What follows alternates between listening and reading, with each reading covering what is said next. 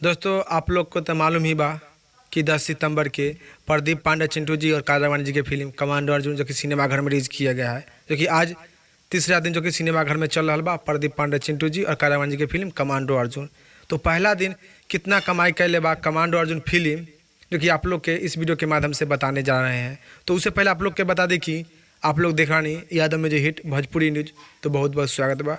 तो आप लोग से रिक्वेस्ट बा कि हमने के वीडियो के लाइक कर दी और हमने के चैनल पर नया बानी तो चैनल के सब्सक्राइब कर दी। चलिए अब आप लोग के बता दें कि प्रदीप पांडे चिंटू जी के फिल्म कमांडो जी के तीसरा दिन सिनेमाघर में चल रहा बा। तीसरा दिन, जी हाँ भाई लोग। तो आप लोग अभी तक प्रदीप पांडे चिंटू जी के कमांडो अर्जुन फिल्म न देख ले बानी तो प्लीज़ आप लोग भी जाइए नहीं सिनेमाघर में देखी और देख कर नीचे कमेंट बॉक्स में बताइए कि प्रदीप पांडे चिंटू जी के कमांडो अर्जुन फिल्म देखने में कैसा लगा। क्या है कि बहुत ही दिन के बाद जो कि प्रदीप पांडे चिंटू जी की फिल्म कमांडो अर्जुन रिलीज किया गया है, वो देशभक्ति फिल्म बा। जी हाँ, देशभक्ति फिल्म बा कमांडो अर्जुन, वो बहुत ही महंगा बजट के बा।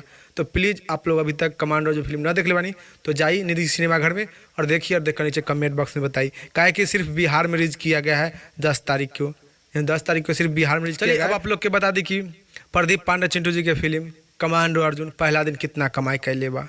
जी हाँ वालों, सिर्फ बिहार में 2 से 3 लाख रुपया कलेक्शन कैले बा पहला दिन, जो कि प्रदीप पांडे चिंटू जी के फिल्म 2 से 3 लाख रुपया। काहे कि सिर्फ बिहार में रिलीज किया गया है 10 सितंबर को। अनुमानित रिपोर्ट बा, मीडिया रिपोर्ट के अनुसार बा, जो कि ऑफिशियल अनाउंसमेंट नहीं किया गया है। वो सिनेमाघर के भीड़ के अनुसार, सिनेमाघर के लिस्ट के अनुसार आप लोग के एगो अनुमानित रिपोर्ट बदले बानी कि पहला दिन प्रदीप पांडे चिंटू जी के फिल्म कमांडो अर्जुन 2 से 3 लाख रुपया कमाई कैले बा।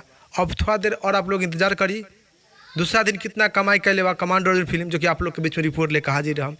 जी हाँ, तो आप लोग इतना मालूम रखें कि पहला दिन 2 से 3 लाख रुपया कमाई कर ले बा प्रदीप पांडे चिंटू जी के कमांडो अर्जुन फिल्म। तो इस जानकारी के बारे में का राय बा, का विचार बा, नीचे जरूर कमेंट बॉक्स में बताएं। फिलहाल में फिर से मिलेंगे अगले वीडियो में। जय हिंद, जय भोजपुरी।